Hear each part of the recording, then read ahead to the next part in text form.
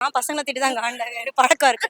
வந்து பக்கத்துல வந்து டர் டர்ன்னு சவுண்டு போடுறது வந்து இரிட்டேட்டிங்கா இருக்கும். நம்ம எவ்வளோ ட்ரை பண்ணி சேஃபா போகணும்னு நினைச்சாலும் அவங்க வந்து இந்த சடனா எடுக்கிறப்போ அவ்வளோ காண்டா இரிட்டேட்டிங்கா இருக்கும். அப்படின்னு இருக்கிறப்போ எனக்கு தெரிஞ்ச பொண்ணுங்க நல்லா தான் ஓட்டுறாங்க. ஆனா பசங்க தான் சேஃப் இல்லாம ஓட்டுறாங்க. பசங்க ஒழுங்கா ஓட்டினா பொண்ணுங்க ஓட்டுறது கொஞ்சம் நல்லா தான் இருக்கும்.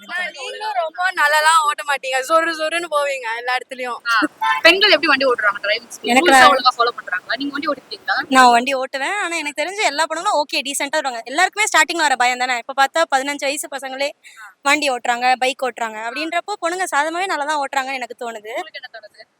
நல்லதான் ஓட்டுவாங்க சில டைம். எங்கேயாச்சும் அது நார்மலா நடக்கிறது. அது பொண்ணுங்க அப்படின்னு எனக்கு தோன்ற மாதிரி இல்ல. நானுமே இண்டிகேட்டர் போடாம போறது அது எல்லாமே லேர்னிங் ஸ்டேஜ் தானே. As part of learning stage அதெல்லாம் பண்ணதான் செய்வோம். பாய்ஸும் பண்ணாமே அதெல்லாம் வந்திருப்பாங்க. எல்லாருமே பண்றதுதான்.